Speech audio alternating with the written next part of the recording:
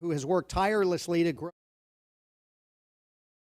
Philadelphia. That's the president, Greg Workman. He's been a rental property owner in Philadelphia for more than 30 years. He bought his first property in a little-known section. How do you pronounce it? Is that right? About 30-some years ago. And at the time, he was thinking about starting some sort of a business. And at least legend has it that his friend said, hey, why don't you get into the rental market? And I guess the rest is history. He's been the Hapco president since 2020. He helped Hapco obviously navigate the choppy waters of COVID and the city's mandates. Still keeps up the good fight, trying to ensure that the majority of all of us rental property owners here have a say. Literally, the mom and pops get the say in the decisions that affect them. He is really, really a hard worker. And with that, I'll introduce Greg Workman. Sure. Which one? So really, the story goes, I just finished a deck. I invited the boys over who I played tennis with. And yes, they were almost 90% of them were landlords. And they said, who put this deck on? I said, I did. They went into the kitchen to get the food. They said, oh, you put in a new kitchen? I said, yes. Who did that? I said, I did. They said, we don't know which end of a hammer to hold. You should get into the rental real estate business. And so it goes that I was really going to buy a business, and I got into it. Be that as it may. I want to thank everyone for coming. I wrote down a little ditty. I'll probably not adhere to it, so pardon me. On behalf of the board of directors and the leadership team at Hapco, I want to welcome you to our general membership meeting. Thank you for being here today and for your continued support. And before I go any further, putting something like this together is an undertaking. Considered we have food, we have vendors, and we have you. And if our office staff work tirelessly for this. We have two young ladies and another young man down here, Brian, and he was instrumental in putting all this together, and I want to thank them personally. For those, thank you.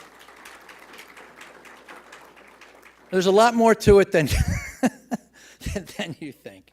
For those of you who may be new, as a reminder to everyone, Hapco's formation began in 1954. So what's the one question I get all the time? What does Hapco mean? Oh my God. So I'm going to explain it. In 1974, the Homeowners Association of Philadelphia, those are the guys that got together back in '54, merged with another group from the Northeast. They were the Philadelphia Council of Property Owners. So officially, they formed and became Hapco. Both groups were originally created to combat legislation coming out of City Hall that was harmful to the rental property owners.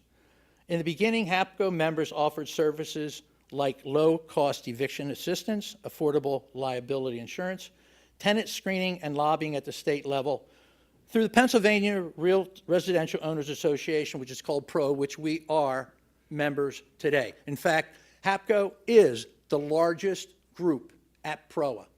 And thanks to our legal counsel, Paul Cohen, he keeps them informed and us informed of what's going on at the city, at the state level as well.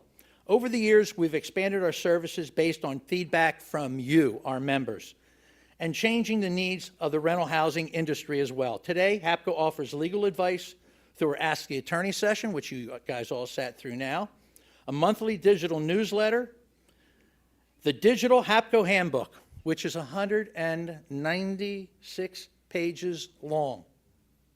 It was just updated, it's digital, and it's phenomenal. As well as the Hapco handbook, we have a members-only forum, a members-only social media group, a lease package. By the way, the lease package is huge, and other important documents, as well as educational webinars, news, updates, and more. Yes, we give you the latest news. You guys, I know you probably say, oh, it's another email from Hapco, but believe me, what we send out is you've got to read it and stay up on what's going on. Our core mission has not changed, advocating for landlords at both the city and state level when it comes to legislation that impacts rental property owners. Hapco's mission is to preserve, expand, and improve low to moderate income rental housing, along with market rate rental and investment properties. Hapco Philadelphia is devoted to reversing the spread of blight in the city of Philadelphia. Unfortunately, today's legislation coming out of City Hall is not only driving up the rents, but it's also driving the smaller landlords out of business. Unfortunately, and we know this and the city knows it, and why they continue with this legislation, I don't know. But the low to moderate income housing, most of the small landlords are the ones responsible for that. And they know it in the city, yet they continue with the legislation that comes out and literally drives them right out of business. Unfortunately, Hapco has been able to influence several pieces of legislation that have helped the rental property owners. So we sat down in the office 2 weeks ago, and over a 2-week period, we hammered out what legislation Hapco has any kind of influence since 1974. 7 pages. 7 pages we ended up with. I'm not going to go through 7 pages, but I will give you a few. Since 1974, here, I hope everybody's better sit down for this one. We have been fighting rent control. Yeah. Interesting that there are 33 states that say no rent control here. It's illegal, you can't have it. 33 states. Yet there are still legislators out there think this is like the golden child. Unbelievable. So what do they call rent control now? Anybody know? What do they call it? No. So they had to make it sound nicer because rent control, everybody, they don't like that word. So what do they call it now? Rent stabilization or housing stabilization. Give that man a QB doll. From 1977 to 2017, we successfully fought off any legislation concerning lead paint. When it passed, thanks to our really good friend Helen Gim, in 2018, they wanted you to have your properties inspected every year.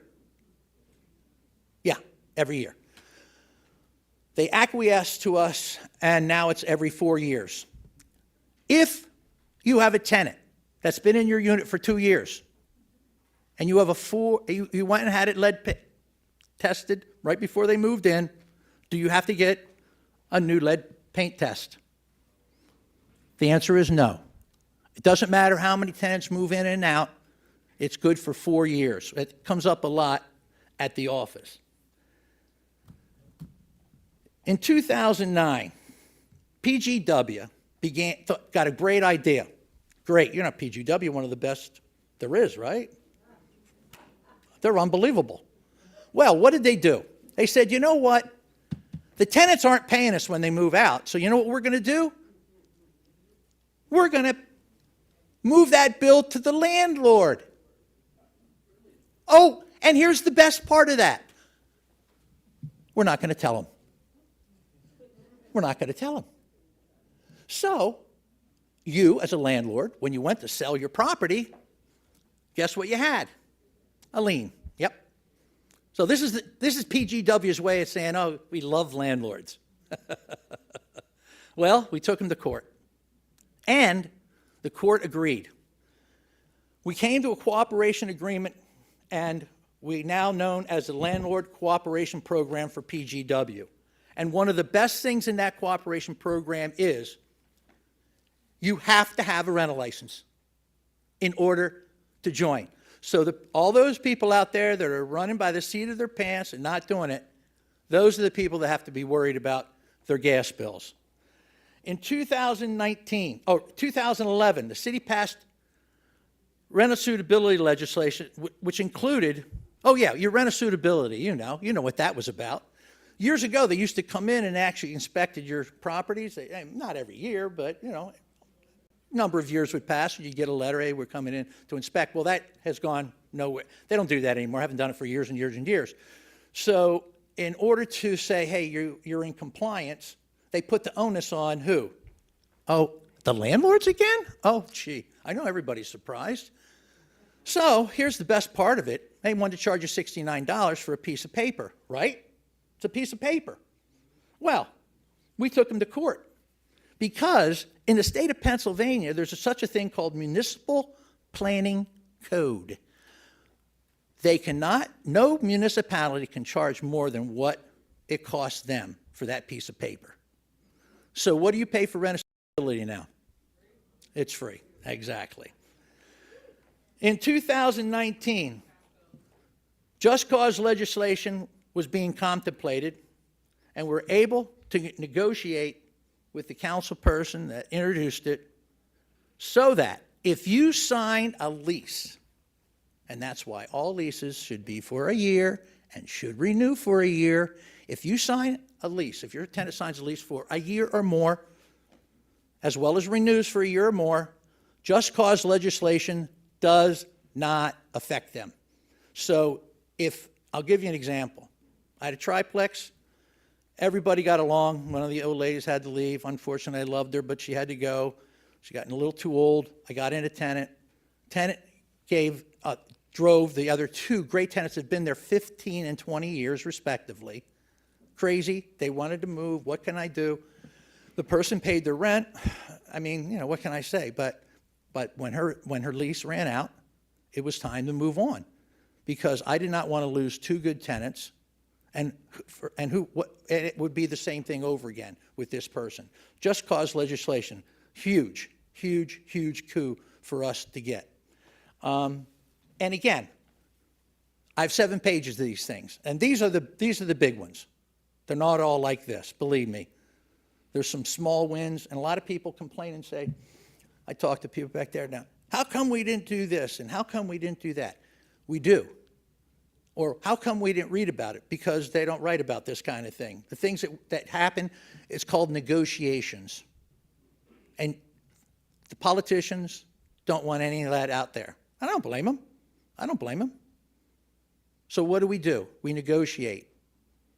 Sometimes we win, sometimes we lose. As we look ahead, Hapco remains committed to continuing our advocacy efforts, fighting for fair legislation, pushing for reform of outdated policies, and standing up for rights and interests of rental property owners at every level of government. We also, and I say this all the time, I stress this, the tenants are not the enemy. And we are not the enemy. But the problem is that we've been put at odds through a lot of this legislation. Unfortunately, the landlord-tenant groups don't help either. But we have tried to work with the city to make it good for everyone, not just landlords and not just tenants, good for everyone. Because without tenants, all of us would be out of business. And of course, without landlords, where would they live? So the sooner all of us come to the realization that we all have a lot in common and we should work towards a goal that both of us, landlord and tenant, can live with, the sooner off we're going to be. Now, here's the big thing right now. We need members. We need you to get out there. We need you to bang the bushes. We need to talk to your fellow landlords, and we need them to join. We need more members because in numbers, there's strength. And the more numbers we have, the better off we are when it comes to negotiating. We need everyone in here to do that. We are soon going to start a marketing campaign. We're going to open up the coffers, and we're going to spend some money trying to get new members. The one thing that we all know is most people don't know about Hapco. They just don't know about us. And we need you, our members, to go out and let other people know about our organization and what it does for you. Anyhow, thank you again for being here and being part of Hapco's mission. For those of you who would like to be more involved in our legislative efforts, and I know they said we're going to say this over and over again, please contact the office via email to join our legislative committee.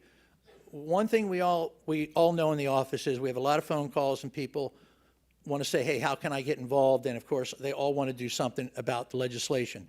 Legislation is the biggest biggest thing that affects all of us, and it affects our bottom line. And we are being accused of raising the rents, and unfortunately, we tried, and we haven't done it yet, but we're trying to figure out, let's go back, look at all the legislation, and let's figure out how much more the legislation is costing the renters. And it's a difficult thing to do, but I'm hoping that we'll come up with that. But again, I want to thank everyone for coming tonight, and let's move on with the show.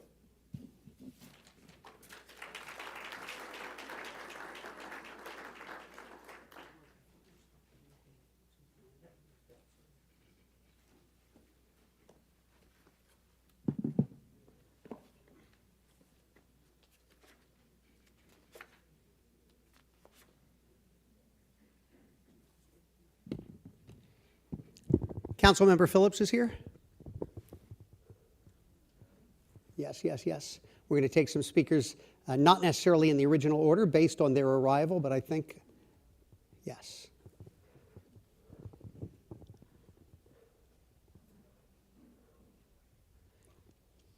The sheriff is here? Oh, your sister. Okay, well then we'll start. Okay, so we'll start with the Okay, so we'll start with the sheriff. Okay, awesome. Okay, Sheriff, we will begin with you then. Why don't we spend a couple minutes? I think we want to set up some chairs here, right? Is Priya here? Yep. Okay, we're gonna spend just 2 minutes to set up a couple tables and chairs, and as we're setting that up, I will start with the introduction here.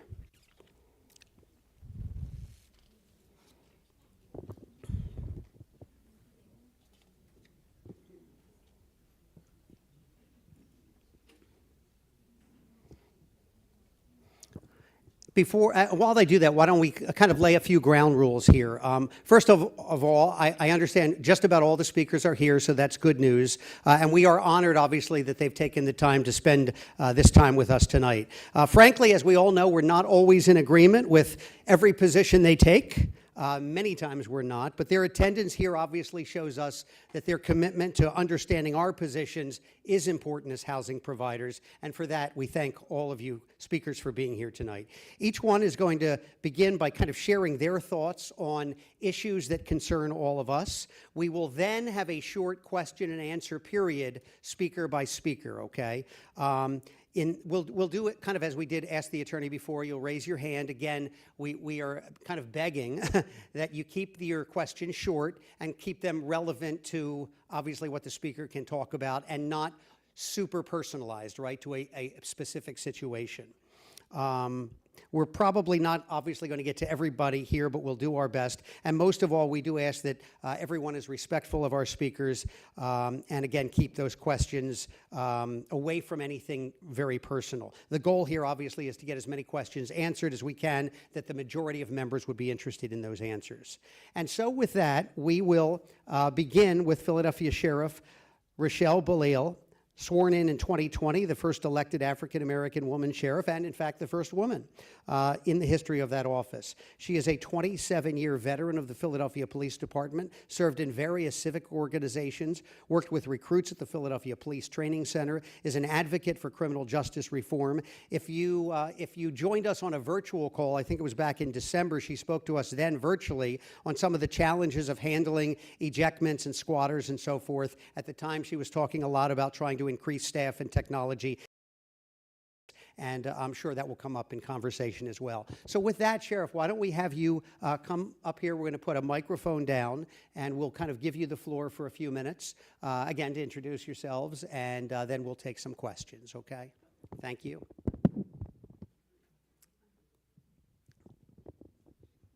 And we'll need microphones, right?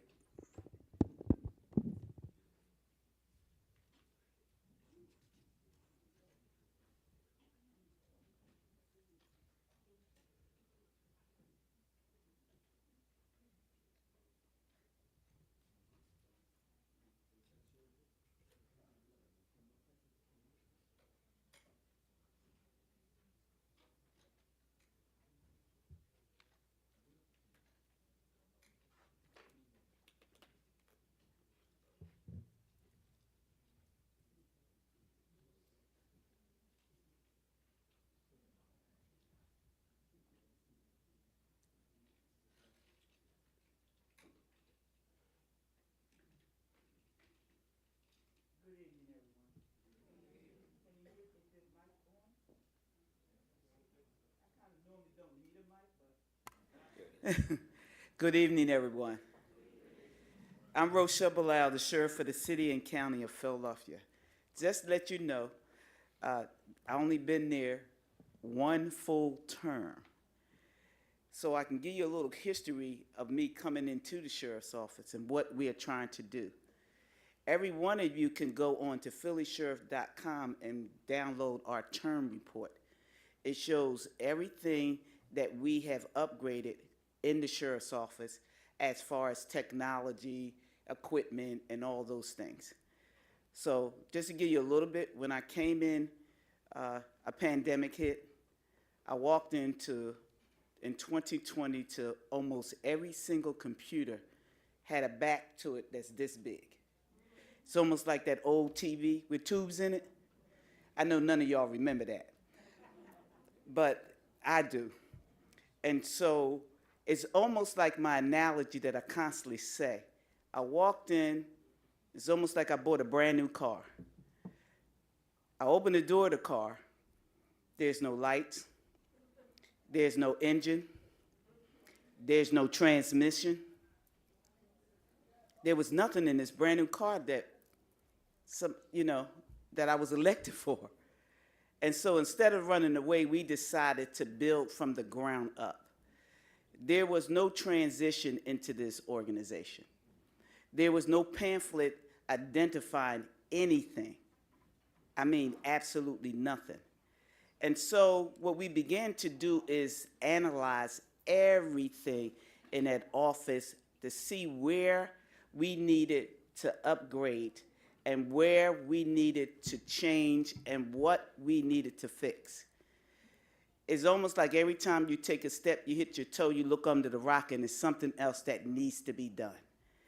And so that's what we're doing now. We're sort of like upgrading everything in that office to modernize the technology, to basically get information to people about what it is that we're doing there and how we're doing it.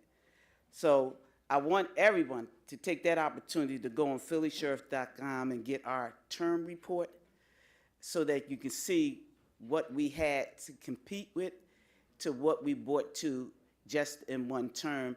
And nobody's perfect. We still got work to do. And so let me introduce my Deputy Chief Inspector. I'm not calling you Deputy Chief Inspector. Chief Deputy Thornton is over my court operations. Inspector Fallon is over the whole civil unit. When you're talking about writs, when you're talking about evictions, he's over the whole civil unit. And just so that you know, we just got the landlord-tenant work just last year, the end of last year, last August. And so we normally did maybe 700 a year? 25 evictions per week to now almost 200. I don't be clapping yet, because if you're a landlord, don't be calling us talking about, well, when can you do mine yesterday? Because I just said, from 25 a week to almost 200. So on top of that, we had to figure out how we can do it fairly and justly and make sure that nobody in the process gets hurt. And so I had started from that an eviction integrity unit. I changed my model with my deputy sheriffs, because normally they would come in, spend 4 hours on the paperwork, and then the other 4 hours they would hit the streets. I said, that's not going to work for us. So I hired civilians to do the input into the system, and so they can have real conversations through computers that the deputies will have. So the deputies just grab their stuff, and they're out on the street almost all day and even longer. So just to put a plug in there, we hiring. So if you got any grandchildren, nephews, nieces that you know you don't want to have to keep paying for and they need a job, go to phillysheriff.com to make sure that we are hiring. Huh? Good. Send them to, you know what, you're right. Go to phillysheriff.com because they need a job so they can pay that rent. and I'm with you on that. So we just going to just go into whatever questions you want to ask. You want to say something, Thornton? Good evening, everyone. Again, thanks for Hapco for allowing us to come out here. I think it's important that we have these type of conversations so everyone knows who we are and what we do. That's like one of the biggest issues in the sheriff's office. People really don't know our functions. They just know that there's a sheriff's office. Obviously, you know, you landlords probably know that, yeah, sheriffs do evictions and things of that nature, but overall, people really don't know. We are the enforcement arm of the courts, meaning that if the court's given a judgment order, we are supposed to go out and enforce that order. We are impartial to everyone involved in the entire situation. We are professionals, and we hold that up to that standard, representing the city and county of Philadelphia. So I just really want people to understand that's who we are and that's who we represent. I'm not really going to speak a whole lot on that, but we do have Inspector Fallon, who you probably like to talk to, who knows the ins and outs of this entire process. So I'm going to turn it over to my former partner, Inspector Fallon. Let me just say this about Inspector Fallon. If any of y'all have dealt with him, thank you for being so nice. Good evening, everyone. We took this challenge on back in August. I was on my way down the shore when I got a phone call and I found out the landlord-tenant office was shutting down. So I spent pretty much that whole weekend thinking about how I'm going to get this done. And our sheriff and our chief is very supportive. So like she said, we immediately increased civilian staff to help get the current deputies, well, they're detectives, out on the street more and less time in the office. That allowed us to start scheduling more evictions and also allow them to get to their other paperwork, because evictions isn't their only function. They're also out there serving civil process and enforcing money judgments and things of that nature. We also assist L&I with court orders. We do a variety of things other than just evictions, so we have to provide time for all that. So we started gradually increasing the amount of evictions each week till we get to the point where we're at tomorrow, where we're at today, and we're going to continue to increase that in order to keep everyone happy. I don't want there to be a backlog. I don't want my phone to be ringing as much as it is. I want it to, calm down and do these efficiently and safely for everybody. But there is one thing I could use some help with. This week we had 163 evictions scheduled. I sent all those dates out, and we got back 44 cancellations, where tenants have turned over possession of the property to people, or judgments were satisfied and we weren't notified. Those were 44 evictions that we didn't need to schedule, and 44 of your peers could have had those eviction dates. There's not enough time to do fill-ins on those replacements, so please, if people vacate, if your attorneys satisfy the judgment, let us know too. I mean, that's something that's filed with the court, a satisfaction of judgment, so it should be automatic to tell the sheriff, we also satisfied it, because the courts do not let us know that. So that's just something small that could help us work together more efficiently, because we're all in this together. So let me just add to that. We are in a hiring process for deputy sheriffs. So the ones that can serve them are our detectives and our deputy sheriffs only. Civilians can't go out there and do any evictions. So that you know our process in hiring. This is not regular. In Philadelphia Police Department, which I was one, we can go to our academy class and go home at night. Well, with the Sheriff's Department, the only place that get their certification training is up at State College.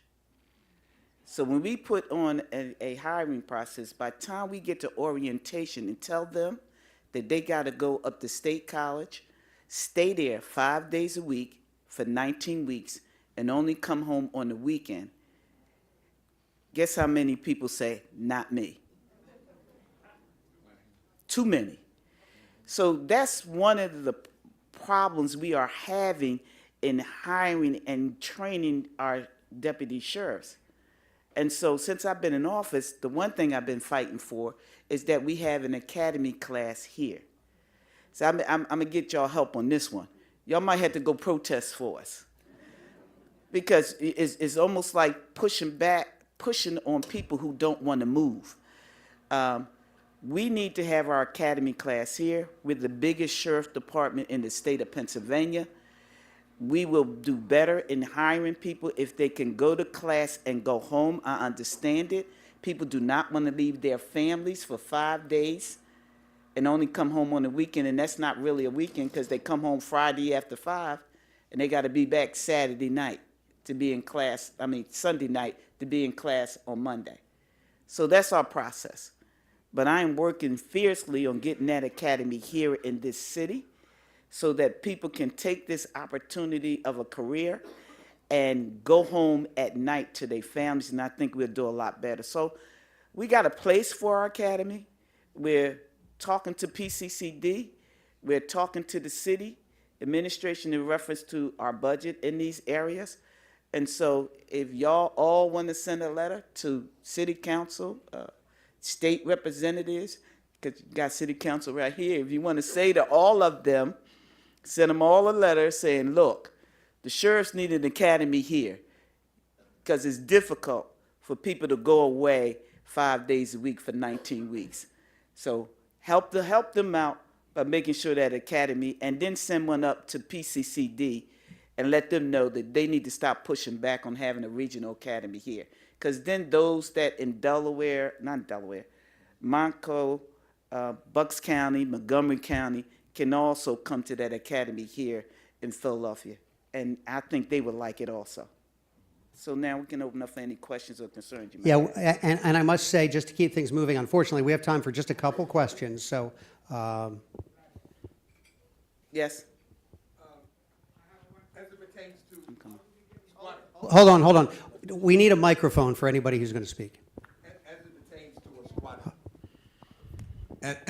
as it pertains to a squatter, how long do if a person break into a house that's vacant, how long do that person have to be in there before you have to legally take them to court and not just call the Philadelphia Police Department to get them out of there? Okay. What's that process? I'm not sure of the timeline on that, but I do know that there was legislation passed in 2018 to help with criminal and defiant trespassers to get a speedier eviction date through the courts. You could have to, you call the police, you get police reports, and then there's certain steps you take. There's certain steps you have to take within the courts to get an expedited eviction. I have enforced expedited evictions. The sheriff's office, we kind of just see the end result, which is that court order. But I know I've gone out on court-ordered evictions that the people got. They started like a week ago, and now they got their paperwork, and we're going right out a day or two later and doing the eviction.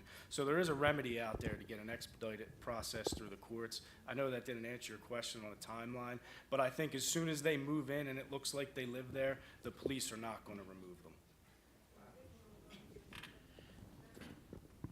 Go ahead. Oh, go ahead. Hi, Sheriff. Thank you so much for coming out. I agree with you 100%. If we had an academy in Philadelphia that would sort of facilitate the timeline, realistically, though, that's not going to happen for quite some time. The wheels of justice in Philadelphia move very slowly. Can you perhaps consider giving those people who are going away from their families some kind of financial assistance, a $1,000 bonus, $5,000 bonus? There's a number that'll work to get people to go there. We can't do that. That's the city administration that be able to give bonuses. Right now, we're hiring, and we got, for those who have never been a city employee, there's a 20,000, is it 10,000. I want to give them 100,000, but you can't do that. It's a $10,000 bonus that we're giving people right now. And that's the city. I can't negotiate any of that. That's the How city. about writing a grant for those funds? You got a grant writer that can write a grant for that? Because I'm telling you, the city are the ones that do that. We have no say in bonuses. They come up with that according to their budgets or how they deal with the budgets with the city. Contracts. That might be negotiated. Yes, sir. Okay, we have time for one last question.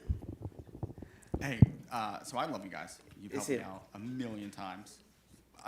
The one question I have is like, so you're doing evictions and ejectments. Evictions are close to 60 days on lockout. Ejectments can be close to 3 months. Like, what's an ideal timeline? I know you're hiring, but like, what's an ideal timeline for you guys to perform a lockout?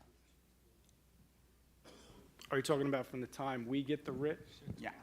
And with injectment, with a common pleas writ, we first give them a 21-day notice to vacate, and then we like to be about a week or two past that 21 days. So even with the landlord-tenant matters, from that first writ to getting the alias writ and doing that lockout, my ideal time frame on that would be like a 4-week period. So is it a staffing problem? Yeah, so as we continue to get more people, I'm going to increase the amount of evictions we schedule daily. Yeah. And then do you know like what that timeline looks like to reduce that down? To staff, Yeah. we're working on that now. The hiring is ongoing right now. I seen them doing background investigations. As soon as we get those people in and get them into the courthouse, we can take people from the courts to work in my unit. But we do want to get it to a reasonable timeline for everybody.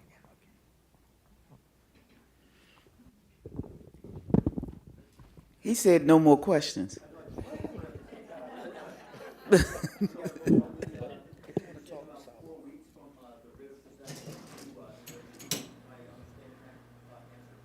Right.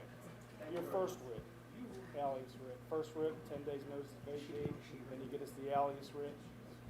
Then, a couple weeks after that. Yep.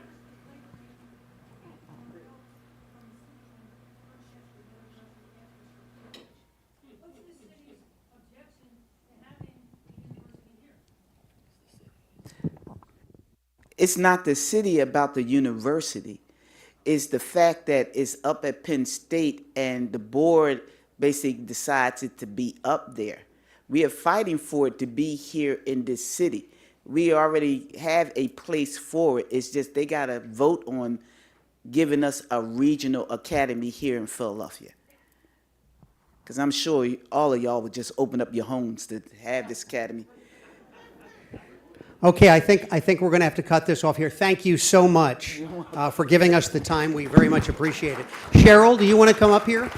Anybody that wants to talk to Thornton or Fallon, they will still be here, so you can ask your questions.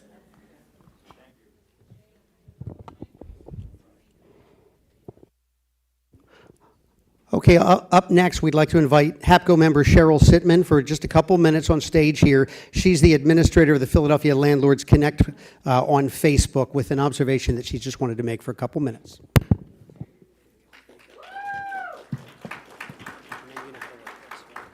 Okay. This one? Okay.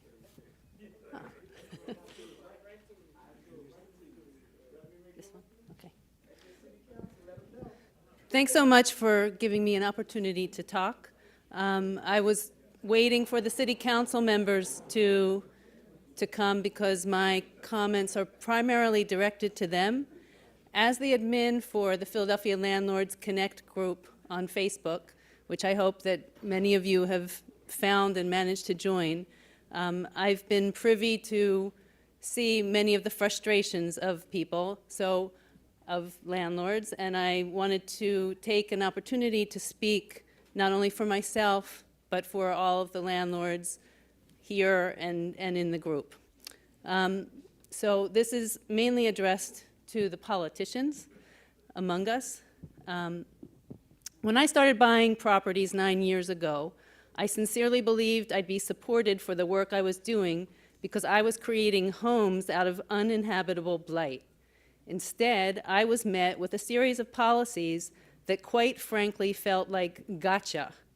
The policies aren't about helping us to succeed to create good housing options and improving the city's neighborhoods, but about trapping us to get caught in not being compliant. Do you know how many people in Philadelphia make a living just out of helping property owners to be compliant? It's ridiculous. and it all adds to the cost of rent. The problem is that many of the laws are created to punish the bad actors, but they've become a drag on everyone. Instead of being partners and improving neighborhoods, landlords are treated like criminals. And this is not a room of criminals. This is a room full of earnest small business people providing the city with a vital service. Oops. Rent is a direct result of costs. Taxes, insurance, repairs, and layer after layer after layer of regulations. That makes every improvement harder and more expensive to deliver. We want good, long-term, happy tenants, but we have to cover our costs. We can agree on that, right? Meanwhile, in cities with fewer regulations and costs, like Houston is an example, renters spend about 25% of their income on rent. In Philadelphia, it's 32%, and it's climbing. And Philly housing is not nicer or safer than Houston's. If heavy regulation were the answer, wouldn't housing in Philly, a city known for some of the highest amount of housing regulations, be admired for affordability, quality, and safety? But here's the reality. When you create complex, costly processes, you don't create better housing. You create barriers for our small operators and opportunity for large corporations. You drive out the ones who lovingly fix up the vacant properties, who care about their tenants, who invest in Philly because it's Philly. And what's the result? Either vacant, decaying property, of which Philly has loads, or corporate owners who have the resources to navigate the system, to absorb expenses via economies of scale, and who charge accordingly.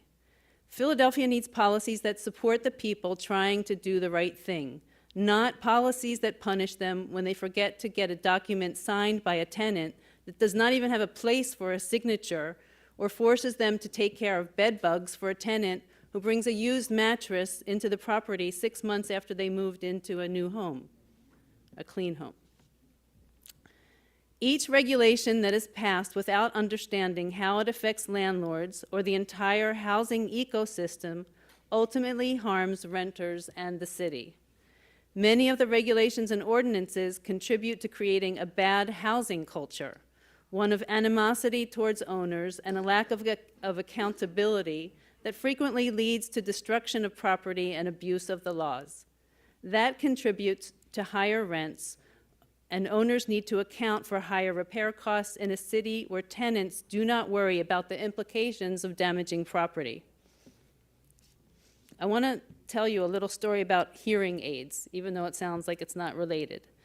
For years, people who needed hearing aids had to go through licensed gatekeepers. They needed a prescription. Prices were crazy expensive, and millions went without. When regulation finally loosened, it did not lead to chaos. It was a breakthrough. Access increased, prices dropped, and lives improved. We can all learn something from that story. Our current system keeps up the appearance of protection, but it's an outright lie. You need to stop building policy around the worst-case scenario and start building policy for the people who are trying to do the right thing. Please include us in your decision-making process, and please take our input to heart. I think we want the same things for the city. Keep in mind, it's easier to stop things from being built than to build them. Thanks very much for your time.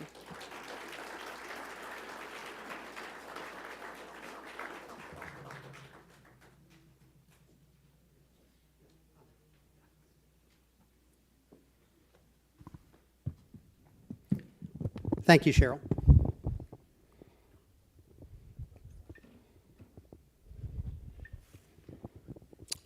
Okay.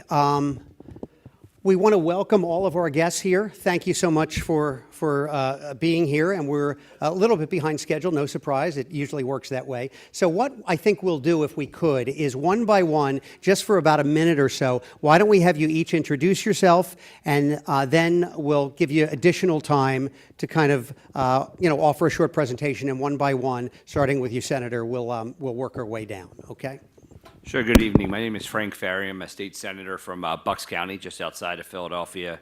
My district includes Bensalem, Lower Southampton, which both abut Philadelphia. I think part of the reason I'm here is I just got done a 2-year term serving as the chair of the Urban Affairs and Housing Committee in the Senate. So I've worked with, well, Paul was over there somewhere. I've worked with Paul and your team on various pieces of legislation.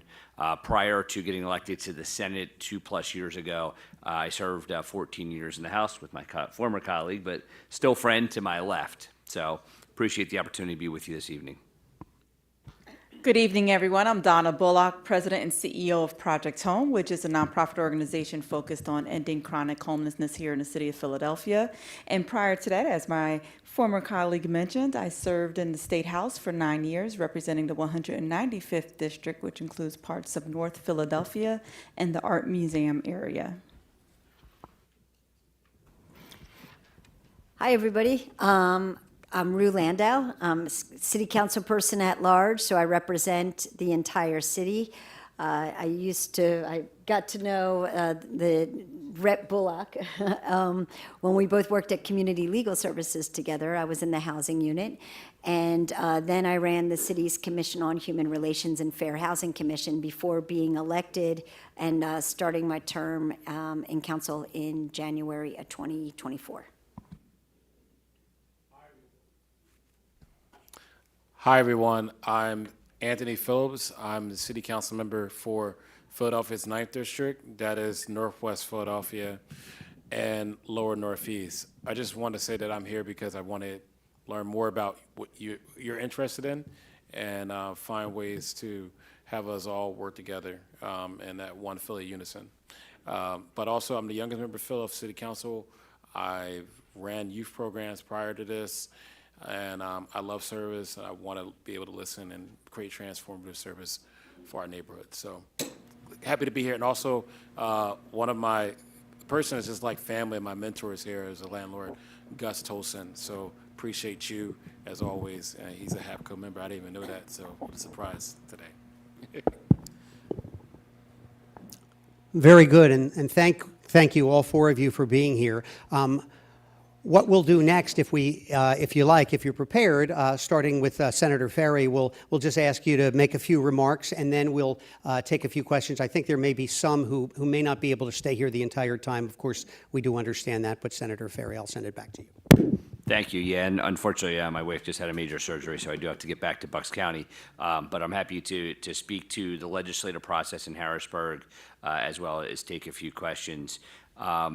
You know, our government currently in Harrisburg is divided government. You may have heard the governor say that several times.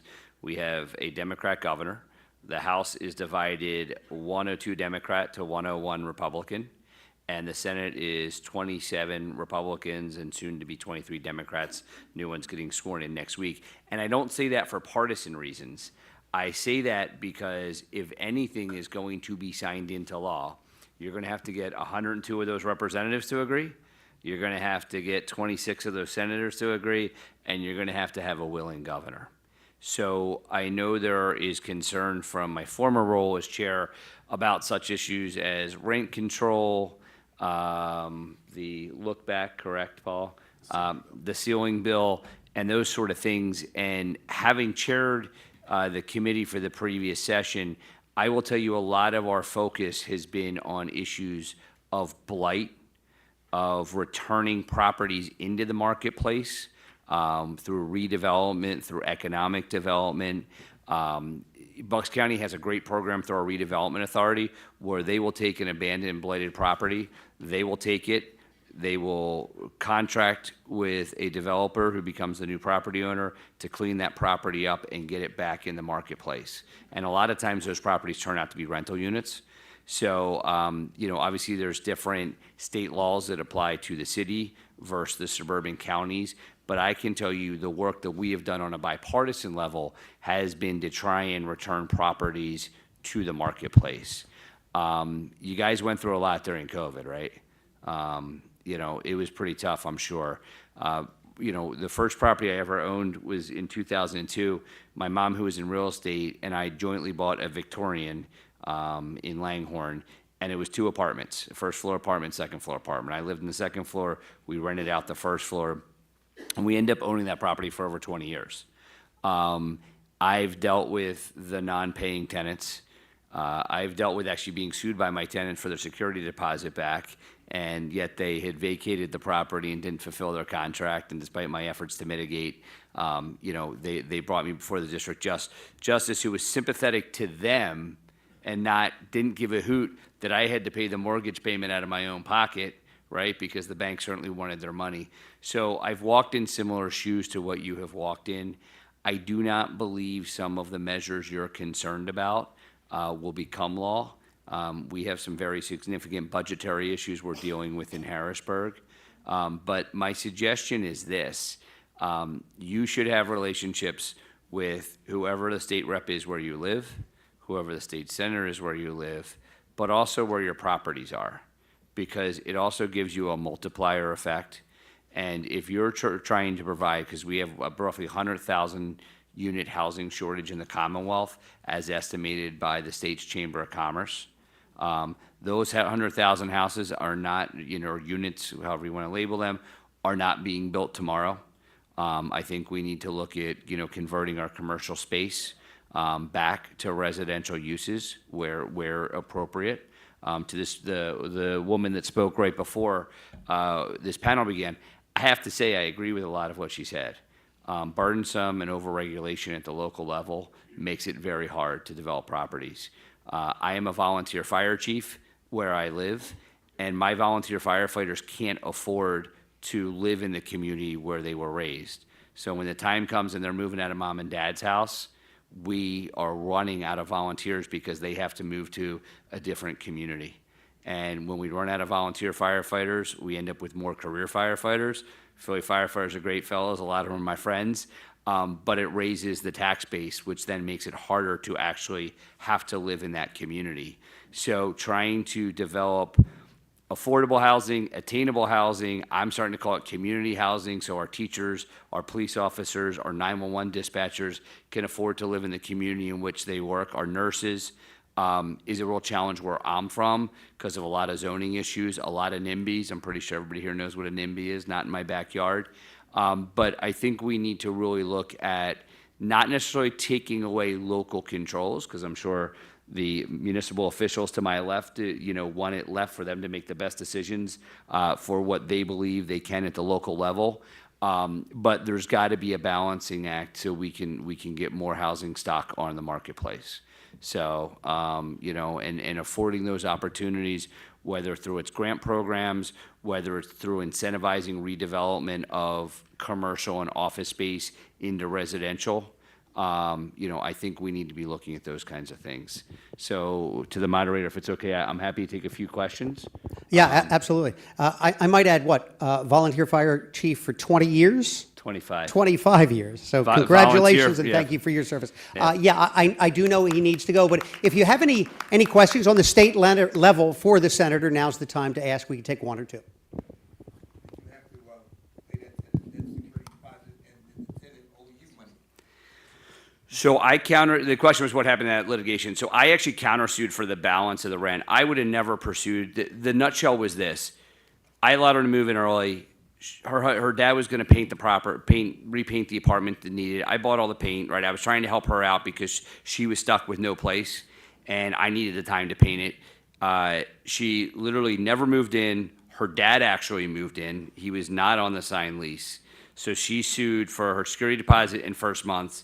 She never occupied. I was only able to get a relocation tenant for 3 months. By the time it worked its way, I countersued for the balance. I walked into a judge and I'm like, Your Honor, what I lost in between her first months and her security deposit in this half-painted apartment that was a mess, and they actually changed the colors. It was a lot. But regardless, I said I'm going to drop my countersuit. Just let me keep the security deposit in first months, and she should be just fine. And he actually split the baby, dismissed my countersuit, let me keep the security deposit, but I had to return her first month's rent. Luckily, I'm an attorney, so then I had to appeal it to the Court of Common Pleas, and then she disappeared. So, yeah. But I mean, the reality was I ate a lot of mortgage payments over that window of time for actually trying to be a nice guy and help this woman out that was coming out of a domestic situation, and ended up eating a not so tasty sandwich. I did run into the district justice at a local watering hole about 6 months later, and he is not an attorney, and he's like, "I'm sure you're mad at me." I'm like, I don't care if you rule against me, if the law is truly on the other person's side, which actually I would settle that. I would never take that to court. I'm like, but you didn't follow the law. I'm like, that's what my issue is, while it was costing me a lot of my money that I was literally paying out of my savings. So I'm sure you guys have maybe had some similar experiences. I think our court system's a little different than your court system, but it was through the local magistrate this all happened. Anything else? There was one up there. And if it were Okay. a different business that you were ripped off on, you would have gotten different treatment. And that's all we ask for. We're simply business people who want to be treated like every other business. If people steal from us our services, we should be reimbursed. Not the opposite. We get handcuffed financially and legally, and we turn into the mini nightmare that you experienced, no fault of your own. And that wouldn't happen to my mechanic, my accountant, my plumber, but it happens to a landlord because, everyone hates a landlord. We're like the lawyers of the 80s. But that should change. We just wanted to be treated fairly, up and down, the whole system. And I think elected officials, whether it's federal level, the state level, the municipal/county level, they're, to what the woman spoke to here, I'm sorry, forgive me for not knowing her name, but there is over legislating that happens sometimes. She spoke about the bad actors, and there's regulations targeted to those bad actors, but it handcuffs you guys and is costly to you in terms of being able to do what you do. And, it's a balance we have to strike. There's nothing worse than we end up with unintended consequences when we legislate something. That's why I think it's important that you develop a grassroots relationship with your elected officials to explain what you're going through. I just wanted to quickly chime in. One of the things I just want to say, all of you are landlords, correct? Yes. I've been on council since November 2022. I'm the youngest member of council. And I want you to know that we have had different legislation that has come out around housing, so forth, all that and more. I have never seen any of you all come up for testimony. Like, if you have come, you don't come in droves, right? And I want you to know that what I'm trying to say is that it's important. I'm trying to say it's a positive thing. Sometimes the over legislation might happen in the state, city level, whatever, because you got to find a way to bring your voices to the table so folks can always hear that, because those people, the people that have the issues, their voices are always there in droves. So that's things I want, just Can point I out. can I respond to that real fast? A lot of these members are Yeah, Hapco members.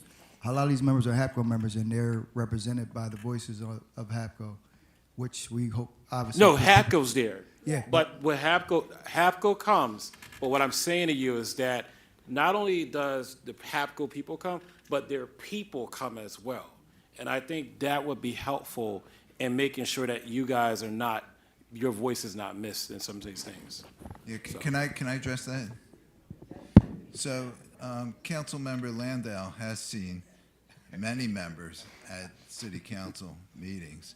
And what ends up happening when we show up at a meeting is that the tenant organizations get put onto a panel.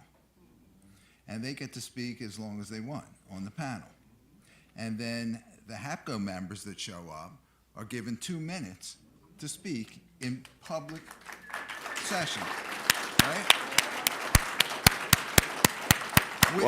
I was just trying to be helpful, so I ain't trying to. That's all I'm trying to say. If I could just I'm finish. just trying to be. I'm just saying.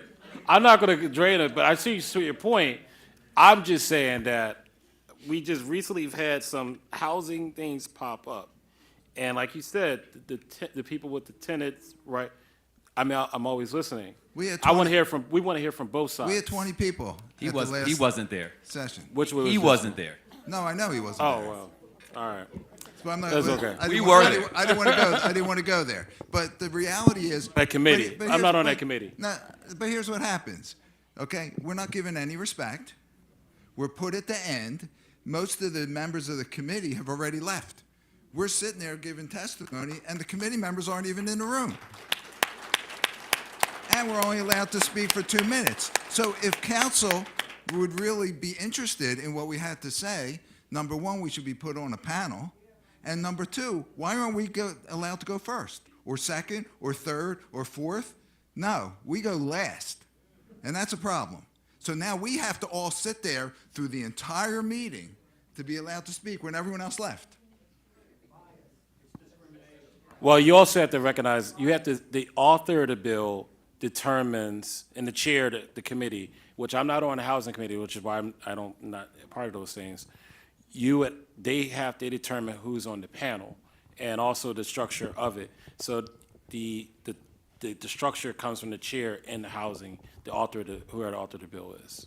So, but yes, on Thursdays. So to your point, if you could do us all a favor and maybe talk to the chair of the committee and recommend to the chair of the committee that, hey, I was at a Hapco meeting and they feel totally disrespected. And that when they show up at a hearing, they would like to have the same opportunity as the tenant organizations have. That would be very helpful. If I could just jump in for a minute, because I do want to work our way for some introductory statements. And also, Senator, I know there's a... Yeah, absolutely. Go right ahead.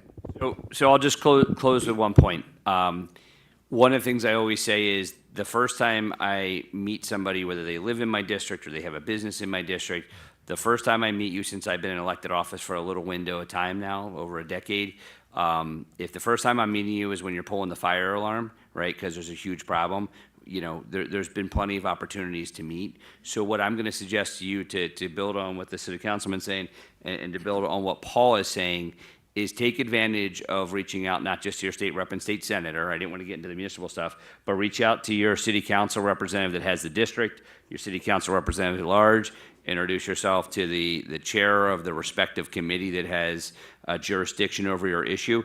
Even if you just send an introductory email to them and say, hey, I'm a landlord. I own X number of units in your district. I'm a good landlord. I'm part of this organization. You know, down the road, I may be in touch if anything's pending before you that is going to affect us. Because in every legislative process, whether it's city-wise or state-wise, there's only going to be so many people that get to speak through a hearing process. But you know what? Maybe they remember you sent them that email, we'll say on May 1st of 2025. You know, so when you're contacting them about a problem in the fall of 2025, you can remind them you sent them an introductory email and offer to be a service and help them out. Maybe they have somebody looking for a unit one day or whatever, and they think, oh, these are some folks we can reach out to. So just another bit of suggestion, because I really believe in grassroots efforts. And it's not to take away from your organization because they're doing their job. That's why things like this are going on. But I believe that extends beyond your trade organization to also your actions as an individual. And don't forget, it's who represents you where you live, but also where your units are. So, but I do thank you for the opportunity to be here. Yeah, Senator, a lot on your plate. Thank you so much. We're very appreciative of your being here.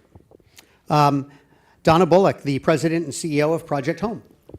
Thank you. Thank you again for the introduction and this opportunity to speak with you all. First, I want to take the opportunity to say thank you to Hapco. When I was an elected official, Hapco was always in my corner and supportive of me. Victor Pinkney's office and a lot of his properties were in my district. I had an opportunity to speak before this membership body several times.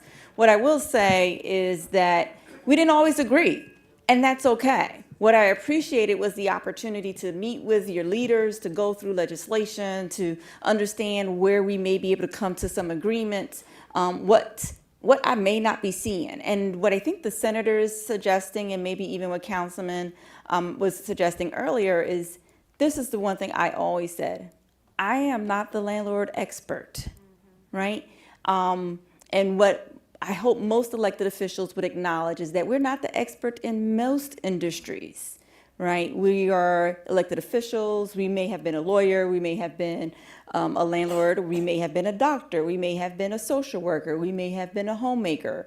In the state legislators, we had farmers. We had folks who were firemen and all kinds of different professions. You are the expert in this space.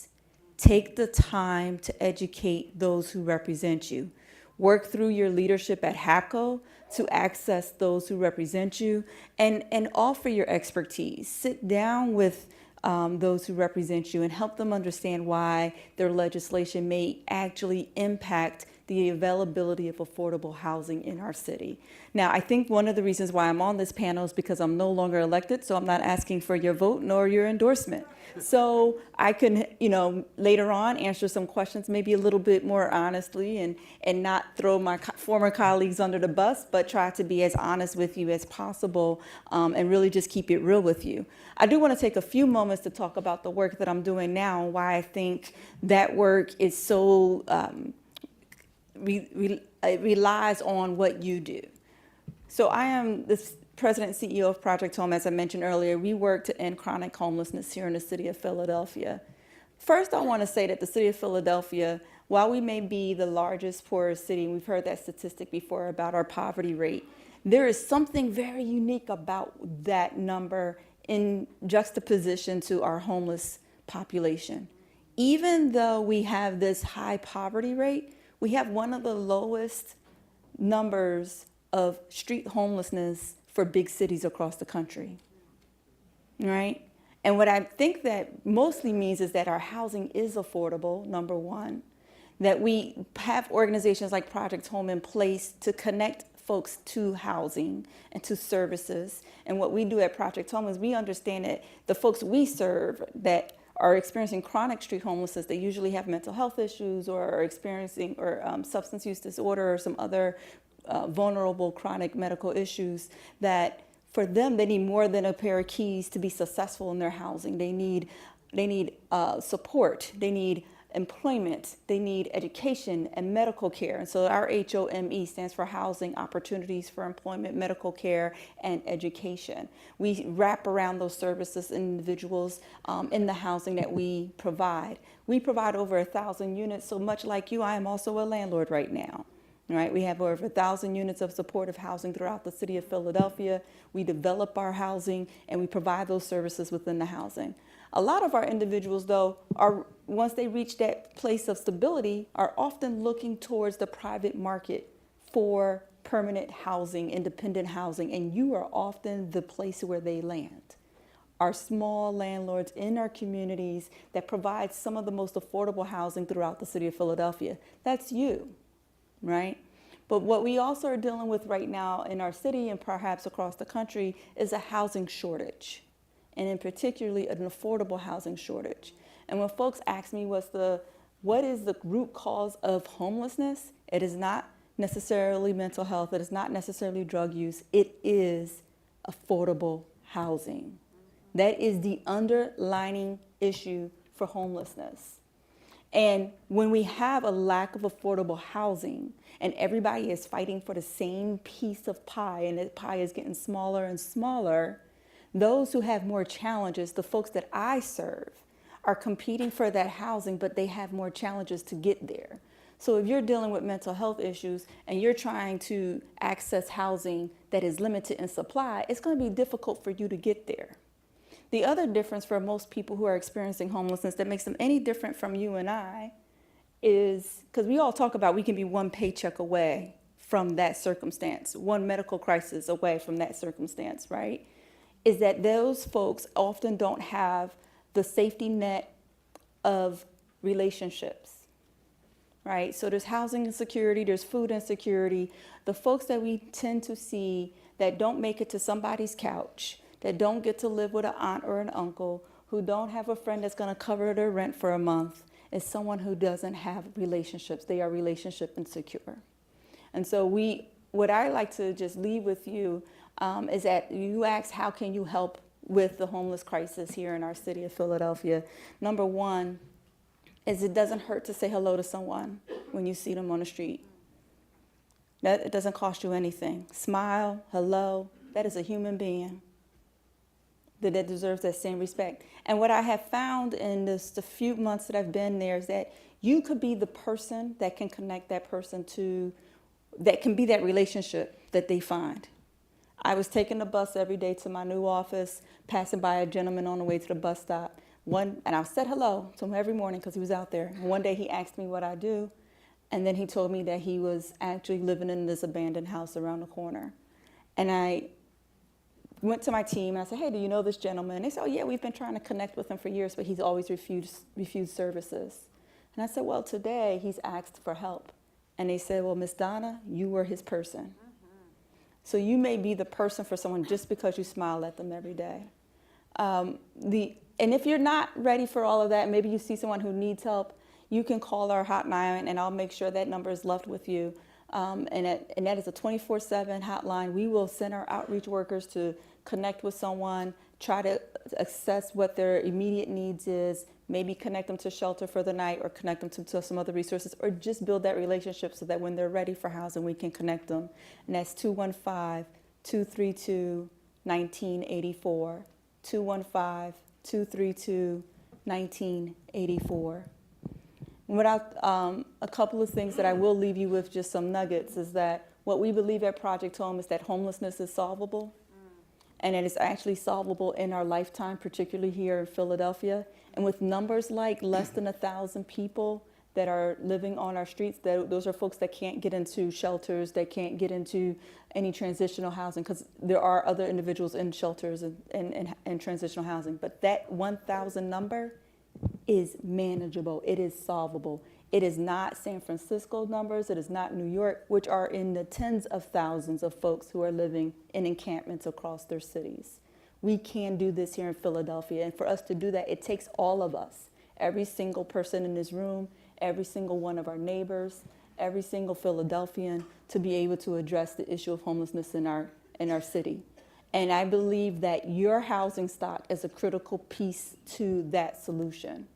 And as we work on a housing plan with the governor and the housing plan with the mayor and her 30,000 housing units and whatever other housing plan there may be for our city and our state, you should be a part of that conversation. I strongly believe that, and I know that your voice is critical and important to that, and how we can make it more, your business more feasible and successful so that you can be a provider of that type of affordable housing to our community. We need to be able to work with you to do that.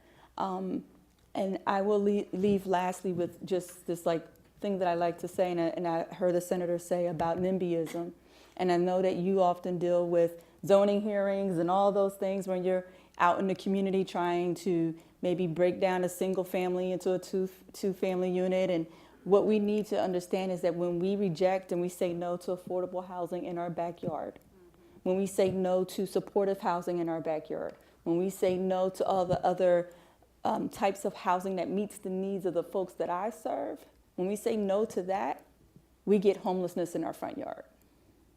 And so anything that you can do in your communities and your neighbors to just educate folks about how we all can play a part in solving homelessness in this city, I strongly encourage you to do it, and I welcome that.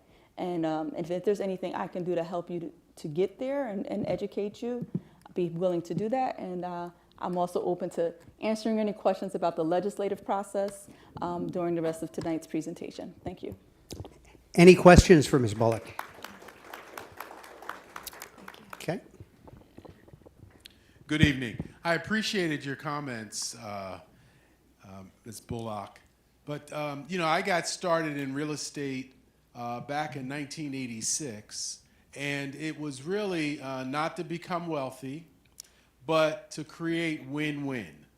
And that is that we would make money, I would make money, and that it would not be costly. And I did that in the South Philadelphia area, Christian Street, St. Albans, Rodman, and it is an area that I could get a lot more rent than what I'm getting and what I've gotten in the past. But because my objective was win-win, then it was affordable. I mean, I had people knocking down my doors to want to get in because it was affordable. But what the city has done is it has forced me and many others into a situation that we can't be. We can't be because we're spending so much of the rent, what we're receiving, on the price and the cost of being a landlord. And when I have had and witnessed my taxes, real estate taxes, going up $12,000 on one of my properties, You know, when I witness those kind of things, then I'm taking. And now it's really costing. It's almost putting me in a position where it's probably easier for me to sell and just get out of the business altogether. And I don't know and I don't understand how, we're trying to create these affordable units, 30,000 or whatever, and yet we're going to still let the vacant places sit. We're not really thinking about that. We're not developing that. So it is very, very frustrating. Well, I'll just concur that I agree with you in many ways, and I hope to be a partner. Now, one, as a landlord, as a former legislator, I need those affordable housing units to be available. One of the things I've learned about what we do, like we thought we can solve homelessness here in Philadelphia, and I meant we, Project Home, by adding these 1,000 units of supportive housing, the supportive housing with all those services. And folks are saying, well, we did that. We built those 1,000 units. Why haven't we been able to solve it? And one of the issues is that we haven't been able to move people on, because even while they're becoming stable and they know how to access the services they need, they're able to manage their mental health, they can't move on because they can't find affordable housing, right? And so that's a problem, because now they're clogging up this very, unique type of housing for those who are vulnerable, that need. So I'm with you, sir. Like, we have a shared interest, and while I'm not in the legislature now, and I haven't, I'm not voting on the things that may be impacting your business now, there may be some ways that we can partner, and I would say not just me and other providers that provide the kind of housing we provide, and you all understanding that we need you as a part of this housing market. There should be a continuum of housing that's available.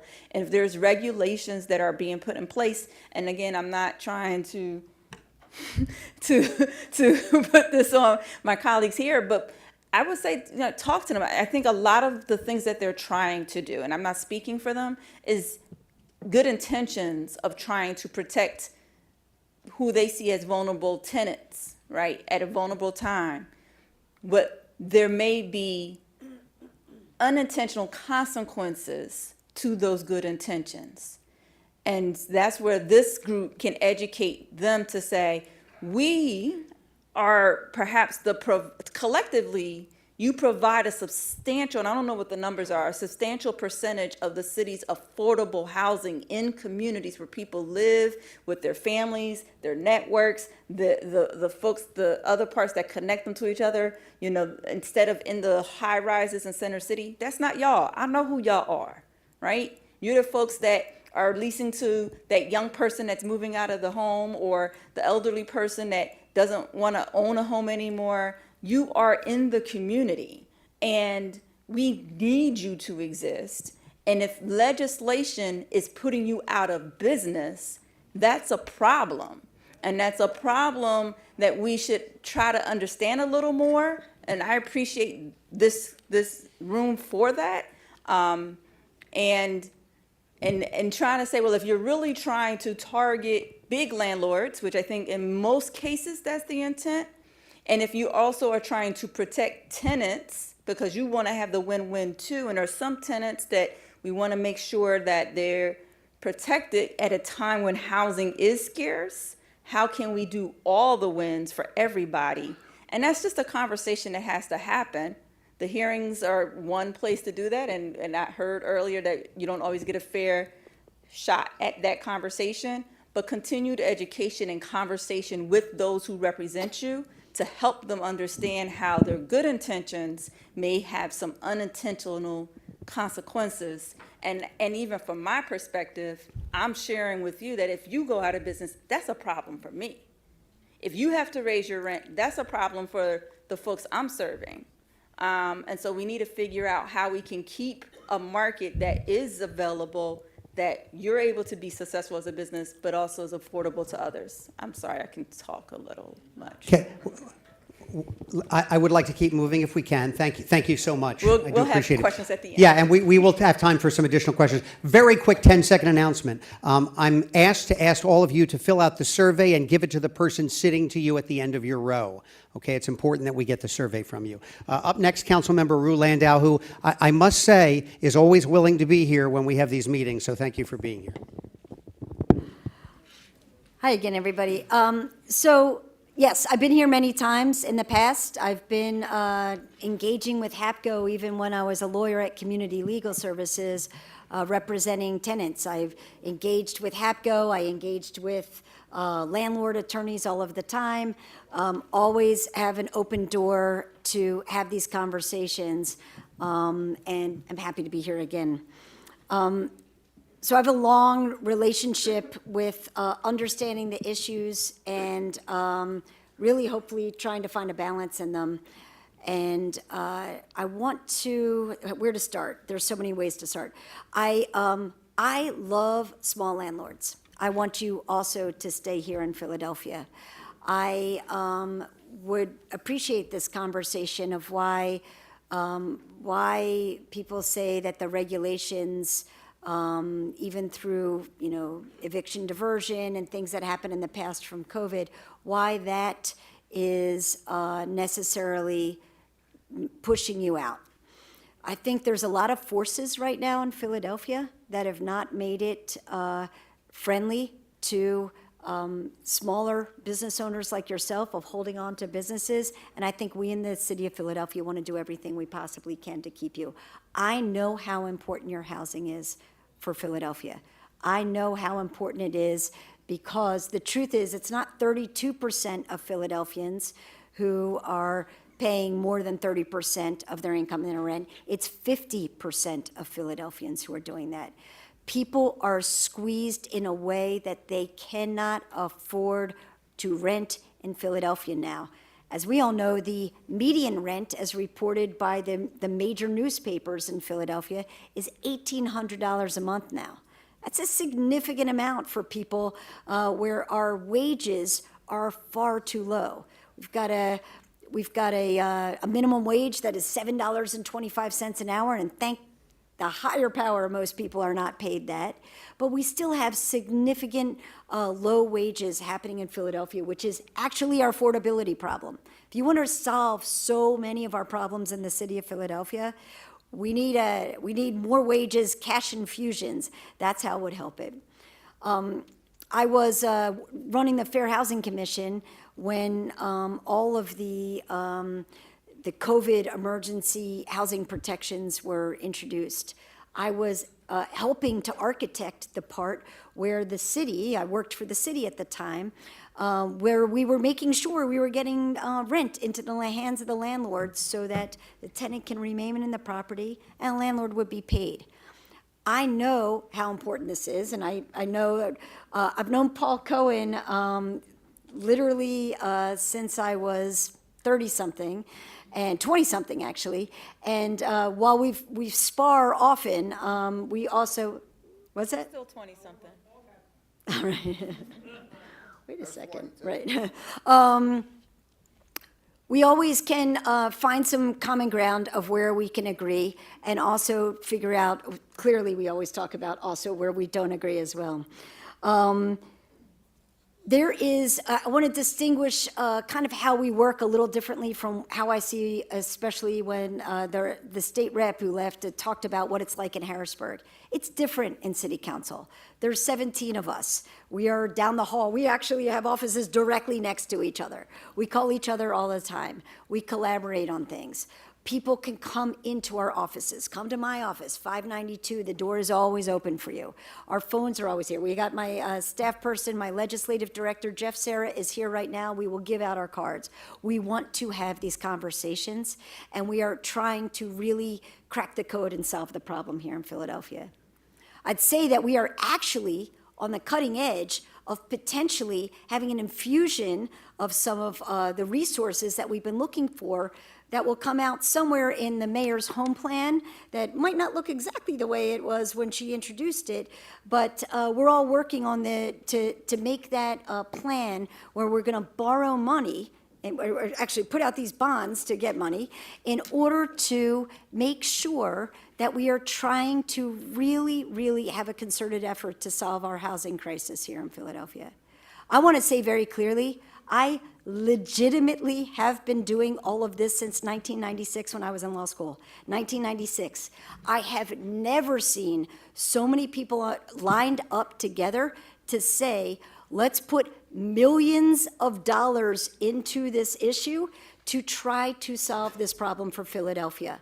I don't agree with everything that I see in the mayor's plan, but I am so excited that we are all talking about this. I'm willing to take the chance on this. I'll borrow money from the city of Philadelphia in order to solve this problem. And a lot of it is to protect you, to make sure you still stay. And I see there's a lot of, you got to dig into this plan to see some goodness, which I think can come your way.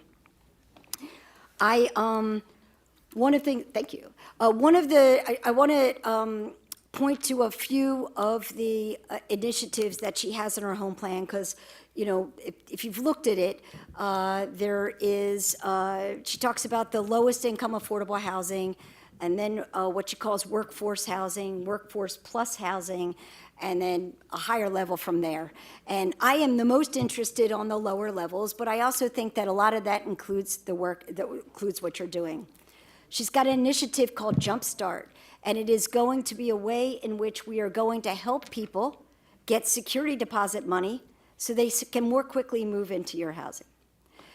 This will be a fund that we've been waiting for in the city of Philadelphia and did not exist when there is definitely security deposit money out there, but not the pot that will exist, I believe, under this plan.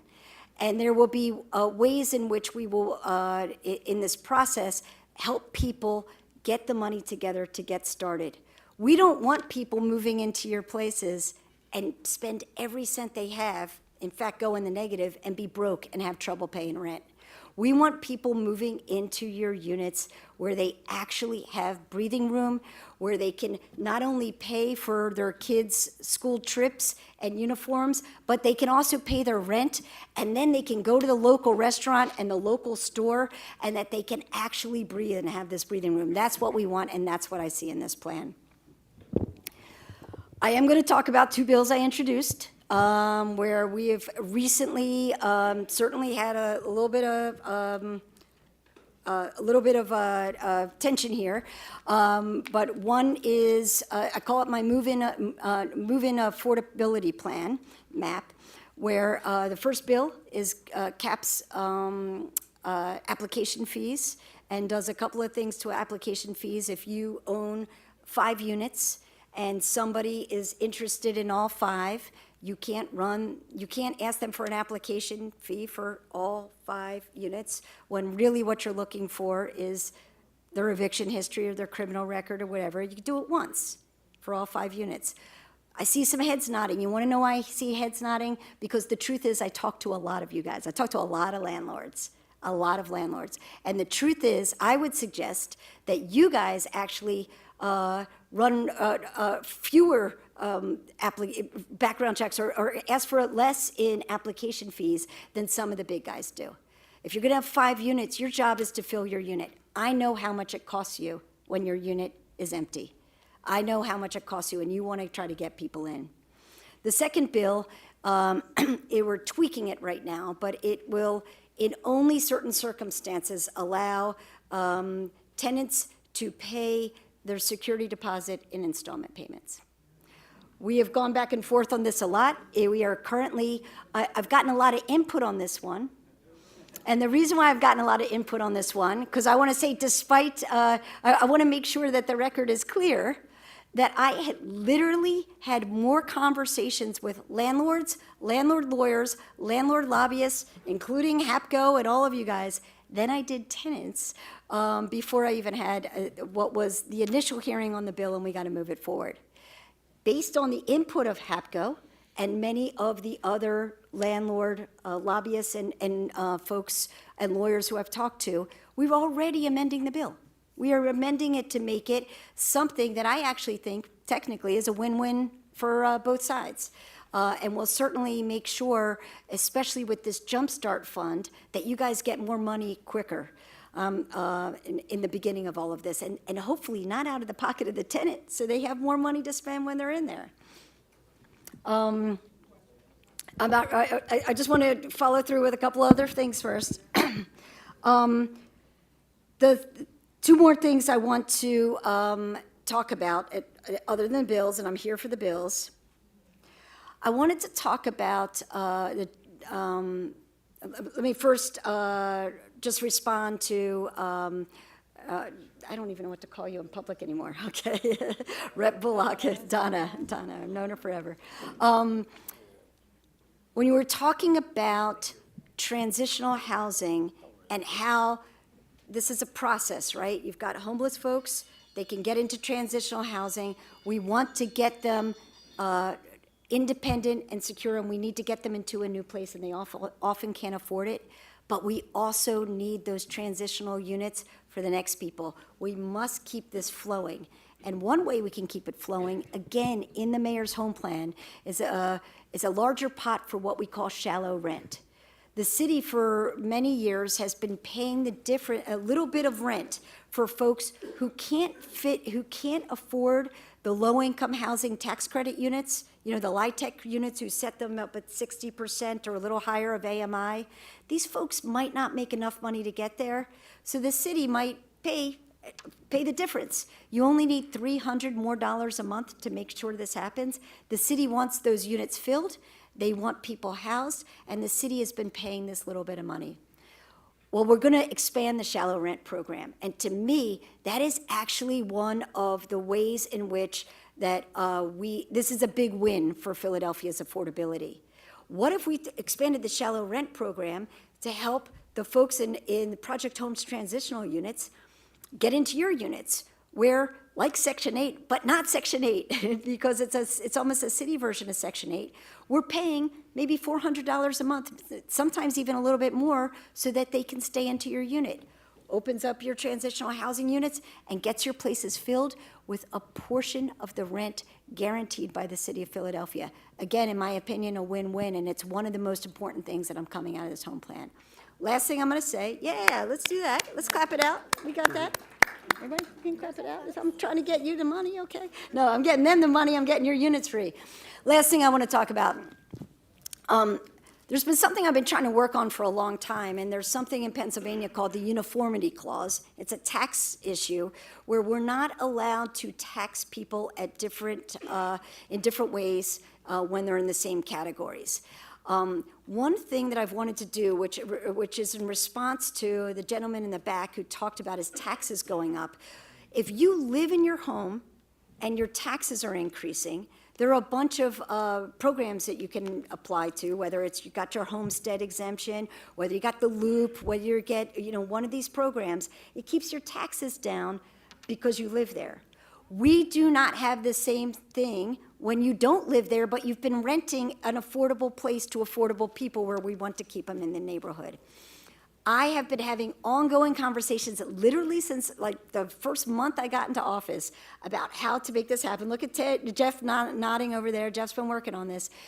We are not allowed, Loop was placed in the Pennsylvania Constitution, so this is something we can work on in Harrisburg, to also get homes where you're renting them renting them at affordable rates. You can hopefully get that put in the Constitution, but I can't do that. So in the meantime, we are trying to get a city grant program to help you offset your taxes so long as you let your people stay in the property. We're close. I've told you this before because we've been working out. I thought this was going to be a piece of cake. I'm like, I got the best idea. I can't wait to do it. It's not that easy because it's illegal right now. But we are trying to find the way to make it legal to give you the relief you need. I'm sorry, the taxes are going up, and I want you to be able to keep your renter in your property. I want that renter there. That person has become a fabric of the community. They maybe send their kids to the local school. They might have a job that's walkable, rideable, whatever it's going to be. We want to try to keep them there. So I wanted to just make sure I put that on the record. I am happy to Just take any questions. with Yes. regard to that, having been a legislator for as long as you have, Yes. I'm surprised you haven't realized that if you have a bill that makes absolute sense, you have no chance chance of getting it passed. I'm coming back next year. I'm going to say that I did it. I promise you. I'm not doing this again. Okay. Right, okay. Okay, so I know there are a lot of questions, but also in City Council, we may as well give Council Member Anthony Phillips an I'm not opportunity, gonna- and then we'll open it up for questions. I'm not going to be long, so we can just get to questions. Hi, everyone.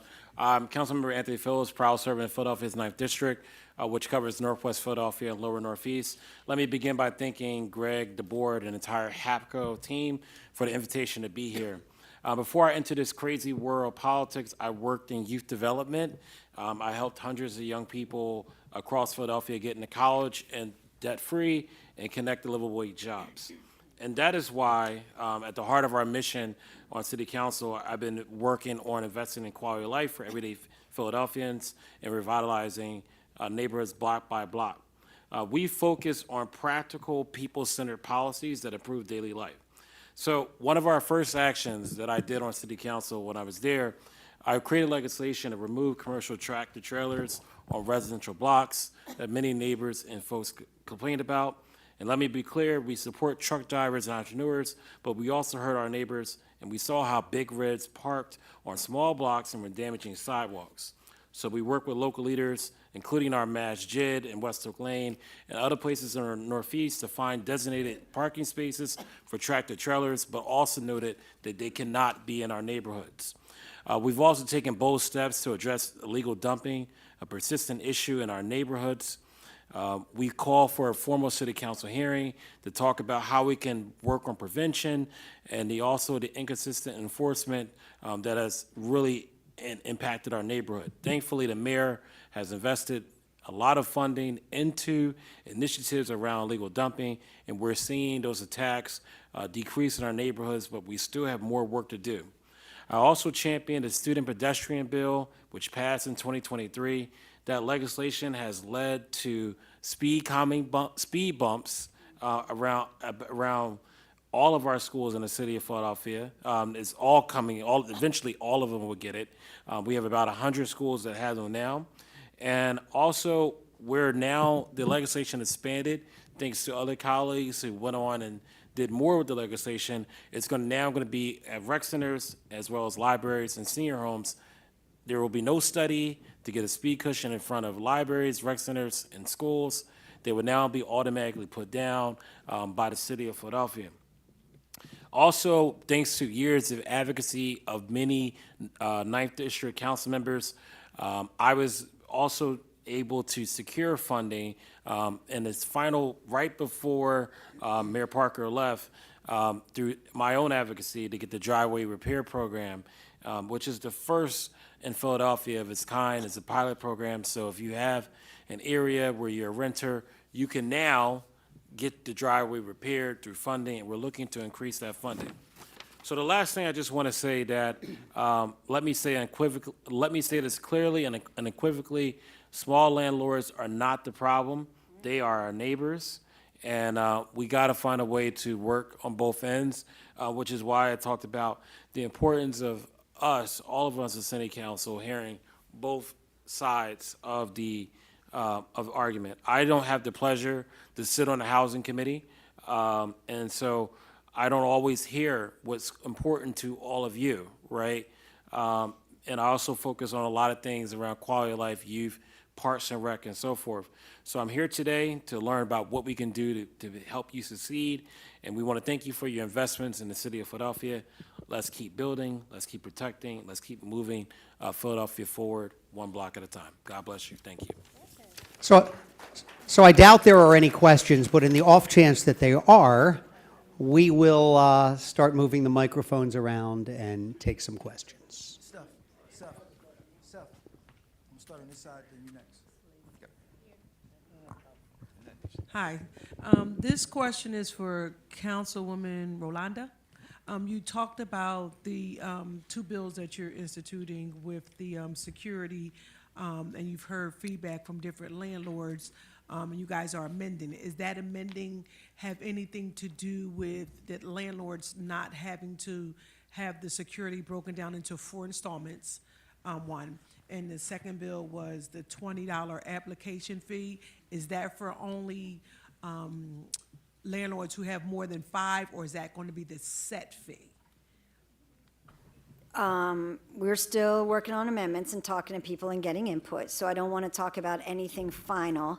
There has, currently, it covers everybody, all landlords, and there will be an increase in the cap of the application fee and a kind of a structural change that certain people would pay, if they needed to, could pay their security deposit if it's 2 months' rent that you're asking for in 4 installment payments.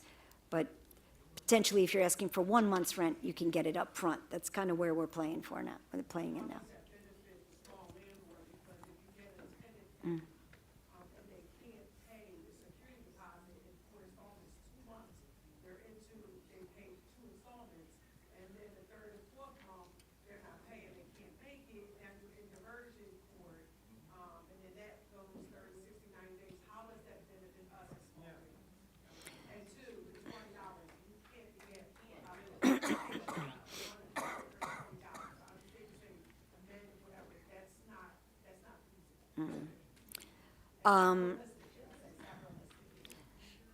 I'm assuming you asked for first month's, last month's, and security deposit, all 3 of them? Not everybody does. I've heard from, I'm very surprised, actually. It's an interesting market right now. Again, I've been doing this since about 96, 98. It's a very interesting market. The larger landlords aren't charging anything. In fact, they're sometimes charging maybe $300, $500 period for security deposits, or waiving them completely and giving people a break. I know you're not the larger landlords. I'm sorry. I've talked to smaller, many. We have to be calm so we can move this along, please. I have talked to many smaller landlords who only ask for 1 month's security deposit as rent, and that's one of the reasons why I was asking your question. We are still working on amendments. We are still getting input on that, and I hear you. The question's over here, but I had to because we know who it is. Sinette Collier. It's her first time in meeting since she was elected, our very own, elected as president of Greater Philadelphia Association of Realtors. Thank you very much. Councilwoman and all of you up there, thank you so much for coming out this evening. But I think that one of the things that is not being addressed is income. So we all acknowledge that we have a poor city. And of course, the city making an investment, the city, I would hope, wants to get money back, right? Because you got to pay people back. The housing counseling piece could be very vital for helping people to get on track and to give them hope and vision to what they need to make in order to sustain themselves and also the city of Philadelphia. So I just think that we are not hearing enough about that. And so for us as landlords, you know, it's a lot of risk, right? When you decide to go into business, it's a risk.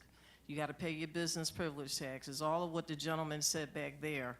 Tax incentives. So is there going to be a tax incentive based upon some of the proposals, you know, that the Housing Committee is presenting? How does that work if we go out of business? So now you have more foreclosures because a tenant isn't paying. And I do believe in democracy. I think that everyone should have housing. But we have to look at it from an economic perspective. And some of the people that you were saying that you've spoken to, you know, I'm in the business. I've been in the business a long time. I don't know anybody that's only charging 1 month. And I would never tell any of my clients to do that because the security deposit, the word itself, security. So without the security, how do we stay in business and not be a part of future blight or hedge funders coming in and taking over the city of Philadelphia?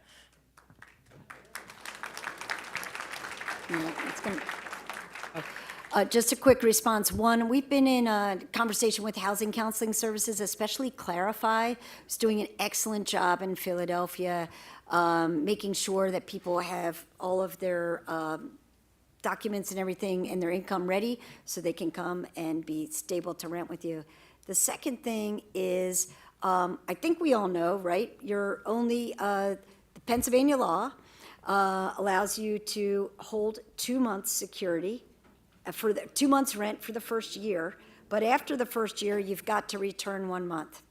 Got to tell you, for most of the folks that I've, I ran the Fair Housing Commission. We've got tenants. There's people in my office right now, my own staff, that are having these issues too. I'm sure it's not anybody in this room, but a lot of landlords do not return security deposits, especially that second month after the first year. So we're literally looking at a snapshot of 12 months. Happens all the time. Again, literally happening in my office as we speak. It's not, this isn't a myth. There are many landlords who do not return security deposits and certainly don't return that second month that they're not allowed to hold after the first year. Hey, Ned, just want to say hi and thank you. I know we've worked with each other in the past when I was elected. Your office was in West Philly, I believe, right? And congratulations. I heard a few things in your comment, and one thing around income, and I think that's a huge issue for our city, right? We're understanding that we have this high poverty rate. I know that there's been some rallies today and this week around raising the wage. The state has been working on raising the wage. It is a real issue, right? Pennsylvania has the lowest minimum wage in this region. Every state that touches our borders, including the Commonwealth of West Virginia, has a higher minimum wage than we do. And we need to do some work there. And so there's some work around raising the minimum wage so that folks can afford more, and then also welcoming business into our city so that they can offer those jobs. And perhaps some of the same barriers that you're facing is deterring those businesses as well. So agreed, I just wanted to speak to the efforts around raising the minimum wage, and that's a very much an understandable issue for all of us. Next question is up here in the front. Councilwoman Landau, thanks for coming tonight. A lot of what you said sounded good about wanting to hear the landlord side, but it's a bad look when Paul Cohen is shut down and not even allowed to testify at your hearing, and you didn't even say anything about it. I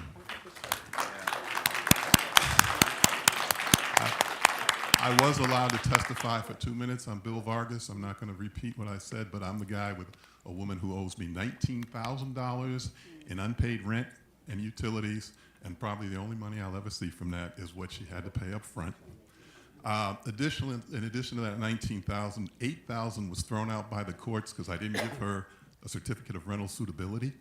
And I understand that there's a gentleman, a lawyer, Andy Felton, who either has or is going to propose to council that you put a limit on how much can be sucked out of our pockets for not printing out a piece of paper.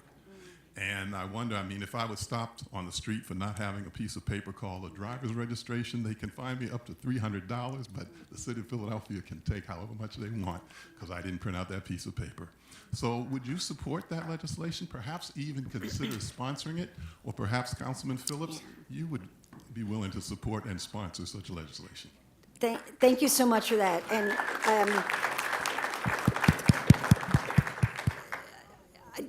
the hearing had a couple of wrinkles in it, and in the future, there will not be the wrinkles. Thank you for the story that you shared at the hearing as well. As I recall, so much of it was about a little less about the bills I had and more about a landlord-tenant nightmare situation. And I hope that you can become whole, and there's a variety of ways that you can, right? You could get a judgment against the tenant. That judgment actually is good for 20 years. When you talk about the bill, yes, Anthony has walked around city council and handed out his proposal. I actually think there's another interesting way we can get around this, where make it even easier. It's just a thought right now. I'm not saying it out loud, but I understand. Again, I ran the Fair Housing Commission. I understand ways in which this can harm landlords. One thing I wanted to say is one of our biggest problems that we have in Philadelphia with the administration that I used to work in, right, is technology, and I'm the head of the technology committee.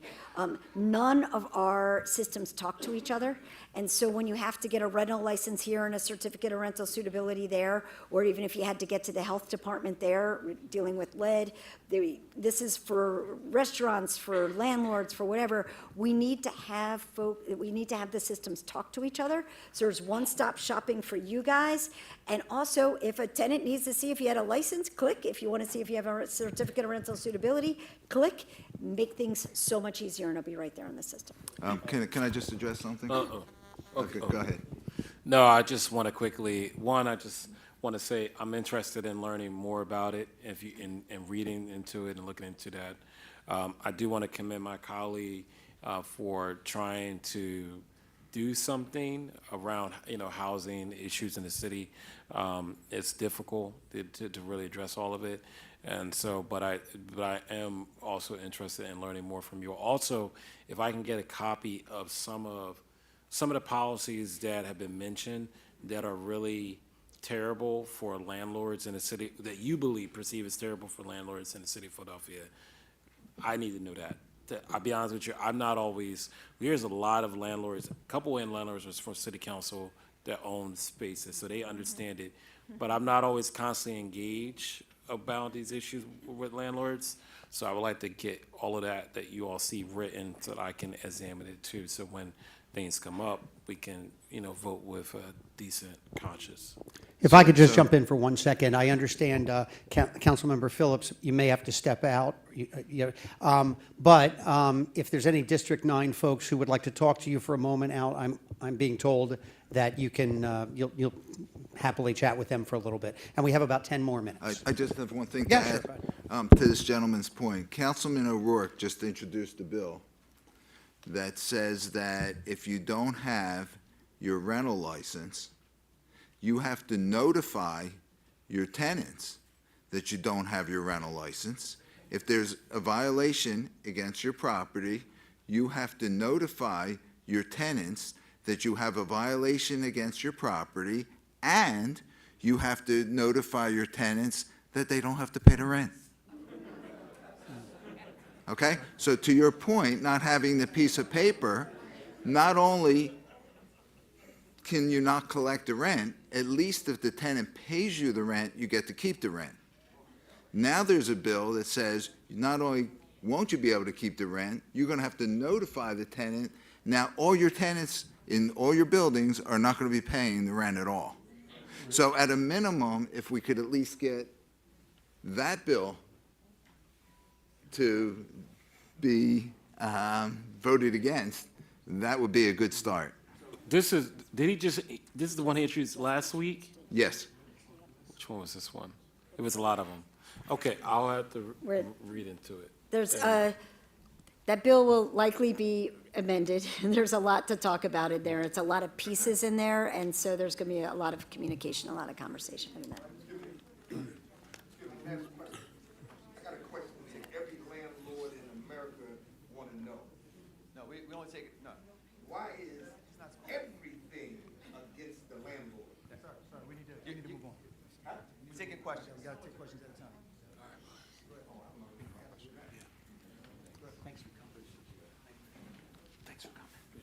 I'm a licensed realtor in Pennsylvania, New Jersey. I'm a property manager. I have 106 tenants. And I also am an author on a real estate book. This afternoon at 1 o'clock, wearing my realtor's hat, I took a listing from somebody that, if I mention the name, which I won't, everybody in the room knows. I took a listing for his property for $585,000. Why is he selling? Because he's going to invest in the suburbs because it's too much aggravation investing in the city of Philadelphia. And I have a question to the young lady from City Council. Do you own any rental properties? I do not. Obvious. I knew the answer. Thank you.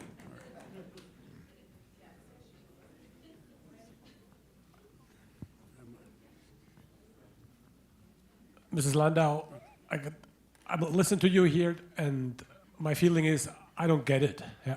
On the one hand, you want us to go in the affordable housing market. Yeah. And on the other hand, you are, and the city council is responsible that it takes 8 months to get one of those highly critical tenants out if something goes wrong. It costs me 15 months of rent. It wipes out the profit for 10 years. Who in the world would do that?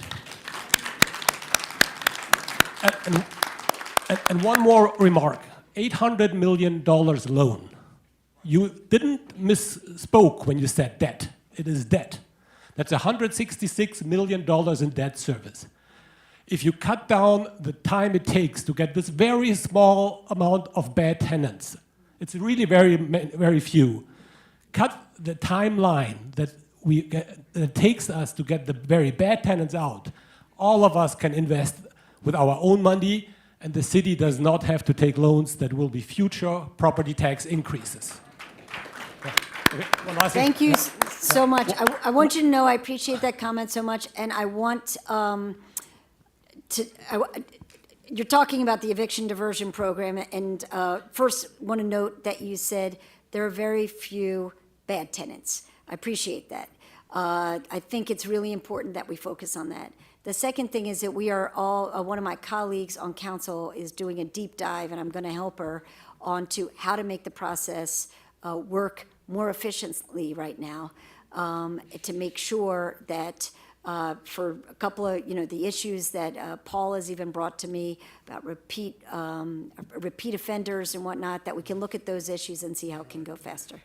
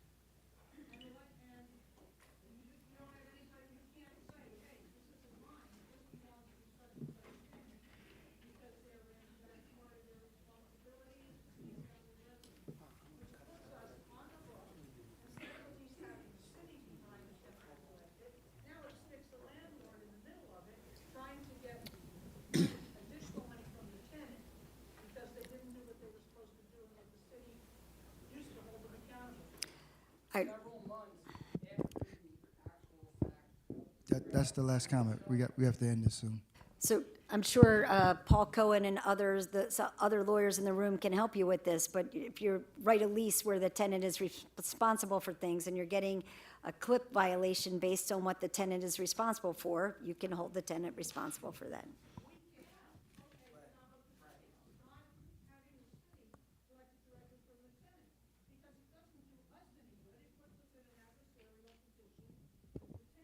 The city doesn't know who the tenant is. The city knows who the homeowner is.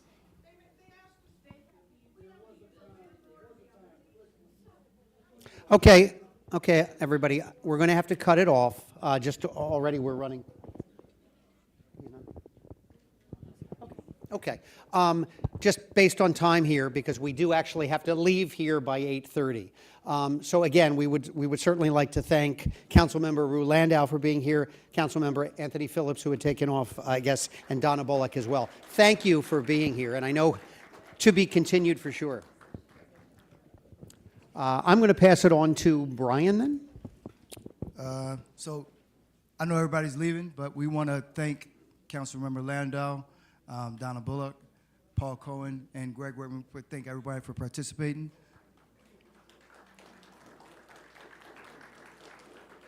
So listen, I know a lot.